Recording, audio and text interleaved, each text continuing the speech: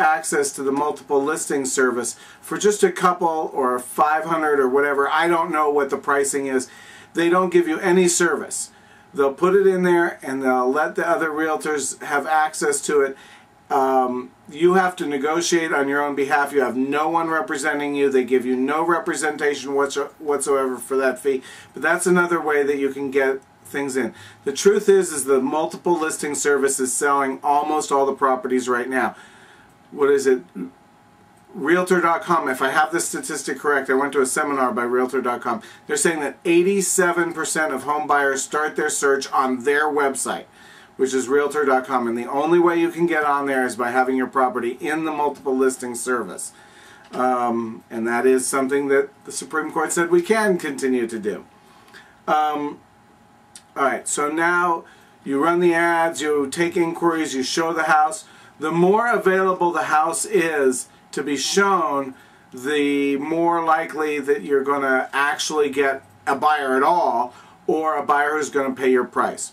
Once you're showing the property, that's one of the reasons that we use lockboxes. That way another realtor can come in and show the house very easily for you at the convenience of the buyer, and you don't need to be there. The realtor's there to make sure your stuff doesn't get rifled through, and if something comes up missing, we now use these electronic lockboxes with electronic keys that that tell us who's been in the house. We can actually set it up if we want so that it emails us right away when someone just went in the house, and then we can call them up later and follow up and see what their buyers thought. If you're doing it yourself, you're going to have to make whatever provision you can. If you have someone who can sit around and wait all day or most of the day, the more available the house is to show, the more likely it is that you're actually going to get someone. So now let's say someone wants to buy your house. So you have the price that you know that it's worth because you did your work, and they want to make an offer. There's a number of different forms. You can get a form at a stationery store, or we have forms. Any realtor, I'll give you forms. I don't know what other realtors will or won't. If you want to use my forms, you can. It's dangerous if you don't know how to fill them out.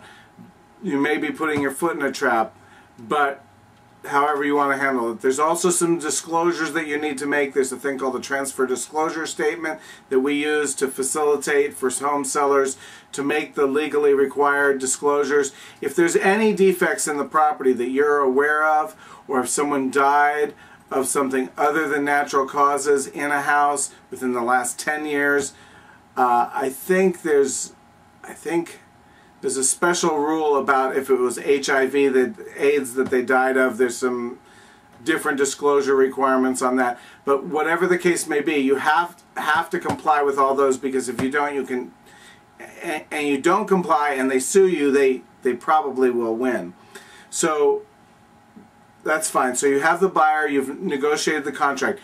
It's, you know, they're going to want to negotiate a price that's lower than what you do. Let's just say, for conversation's sake, that the value of the home is $300,000, just for conversation's sake. And so to hire a full-service realtor costs 6% of that. These days, you can get it for less, but full service these days is 5 or 6%, usually 6, and that's $18,000. So the reason that most home buyers who would buy from a for sale by owner is they're looking to save that same $18,000 that you were. So you have to be aware that you're going to have to give up at least part of it, if not all of it, to get them to agree to your price, to come to terms in the contract. You negotiate the contract. By the way, there's an interesting thing about that. I know I keep talking about what realtors can do. Sorry, I'm just trying to give you both sides of the coin. If the National Association of Realtors says that historically, people who hire a realtor to sell their property net 3.5% more than people who sell the home themselves. Part of negotiating the contract, one thing that a lot of buyers want to see is they want some help paying some of their closing costs, even if it's just a few $1,000s, because remember, they're broke. They're putting every nickel they have into the down payment and the closing costs, and you know, it's very hard for people to save, you know, $50,000, $60,000, $100,000, whatever, to buy a house. Most of them these days are going FHA, which is 3.5% down plus closing costs. It's very easy for that to be $15,000 or $20,000 or $25,000. There's not a lot of people walking around with $25,000 in their wallet or in their checking account, for that matter. So after you come to terms and there's a little back and forth, try when you're negotiating the contract not to be emotional.